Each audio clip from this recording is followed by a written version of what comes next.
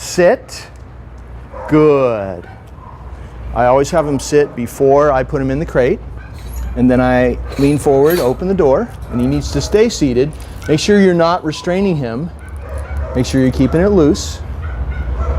You open the door. He's on your left, so with your right hand, you pat his chest and say, go. He's gonna go in. He loves his crate. He's gonna go in there, turn around. He's gonna get a reward. Good. And I'm gonna take off his training collar in the crate. See how easy that is? Really fast, really simple. You turn the crate into a tool for training. He loves his crate. He eats in there. He gets his bones and chewies and treats, and everything good happens when he goes in the crate. Every interaction between you and him is very positive. When he goes in the crate, he gets a reward. Good, just like that. And right before you close the door. So it's all very positive. He's been sleeping in the crate overnight. Throughout the day, he's been in and out constantly, always the same way.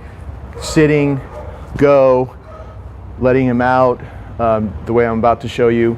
And so this whole crate routine is a big part of his day, and it's a big part of how we've made him be much calmer in the last few weeks since he's been here, because he thinks of the crate as his den. And if you control access in and out of his den, then he will perceive you as being in charge, makes him feel safer, also gives him a private place. And your other dog can have her private place, and if you have their two crates next to each other, it's a perfect way to manage your household, keep them both calm. And if you want to give one private time, then you bring one out and then the other one stays in, then vice versa. It's a great way to organize your household. If you're having guests, you can just have one dog out at a time, then that one goes back and then the other one comes out. So it's really a great way just to keep a calm, structured household, especially when you have dogs with anxiety like he has, and also Jasmine. Using the crate in the way that we have here will really help you make them calmer in your environment. So when I'm going to take him out of the crate, let's say he's been in there for 45 minutes and we're going to let him outside again, I would first put on, let's say I'm going to take him for a walk out on the street, because you live in a condo, so you'll be taking him out in public. I always double up with this choke chain too, because if the training collar ever comes off, this would come into play then and you wouldn't lose him out on the street. So we always use this when we take him out.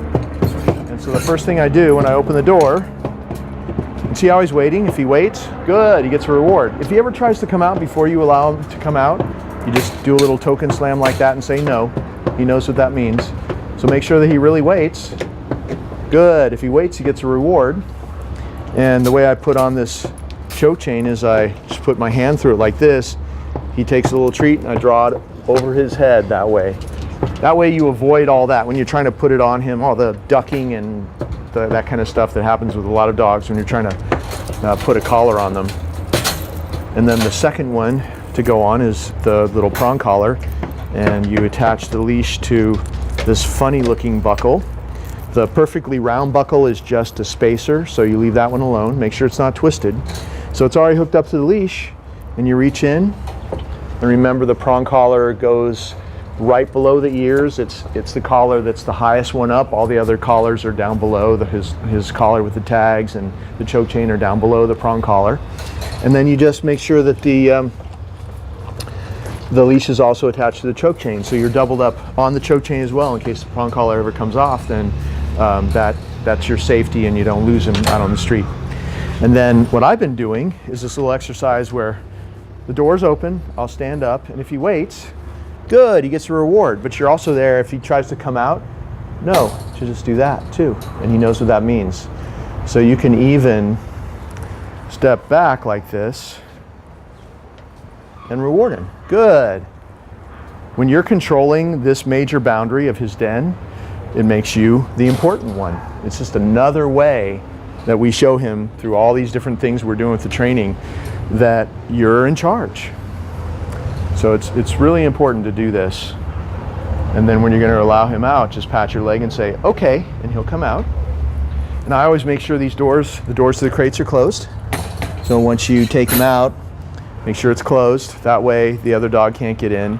And if you're going to have his bones and chewies and treats in there, then you want to make sure that the doors are always closed so that the other one can't go in take the other stuff. And then we're going to go for a walk out on the street. Come on, buddy.